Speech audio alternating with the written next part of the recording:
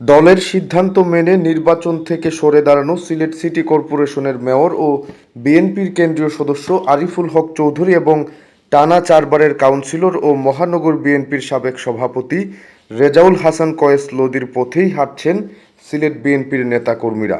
আগামী 21 জুন অনুষ্ঠিতব্য Sylhet city corporation নির্বাচনে কাউন্সিলর পদে নির্বাচনী মাঠ থেকে সরে যাচ্ছেন বিএনপির কাউন্সিলর প্রার্থীরা।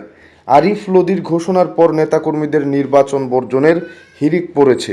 শনিবার বিকেলে নগরীর ঐতিহাসিক রেজিস্ট্রি মাঠে জনসভায় বর্তমান সরকারের অধীনে নির্বাচনে না যাওয়ার ঘোষণা দিয়ে ভোট থেকে সরে দাঁড়ান আরিফুল হক। এর আগে নির্বাচন থেকে সরে দাঁড়ানোর ঘোষণা নগরীর 4 নং ওয়ার্ডের 4বারের কাউন্সিলর ও মহানগর বিএনপির সাবেক সভাপতি রেজাউল হাসান কয়েস লোদি। সিলেট মহানগর বিএনপি দায়িত্বশীল সূত্র জানিয়েছে, সিলেট সিটি নির্বাচনে প্রার্থী হওয়ার জন্য মাঠে নেমেছিলেন এমন 10 থেকে 12 জন নেতা নির্বাচন থেকে সরে দাঁড়িয়েছেন।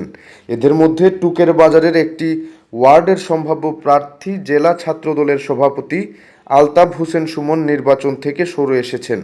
গতকাল শনিবার নগরীর 9 নং ওয়ার্ডে কাউন্সিলর প্রার্থী ও বিএনপি নেতা আমির হোসেনও প্রার্থী হচ্ছেন না।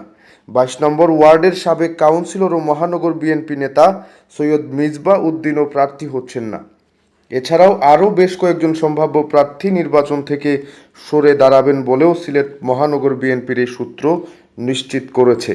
সিলেট মহানগর বিএনপির সাধারণ সম্পাদক ইমদাদ হোসেন চৌধুরী সিলেট ভিউকে বলেন, এই সরকারের অধীনে আমাদের দলের কোনো নেতাকর্মী অংশ নিবে না। যারা দলের সিদ্ধান্ত মানবেন না তারা আজীবনের জন্য বহিষ্কার হবে। বিএনপিতে থাকার কোনো অধিকারই তাদের থাকবে না।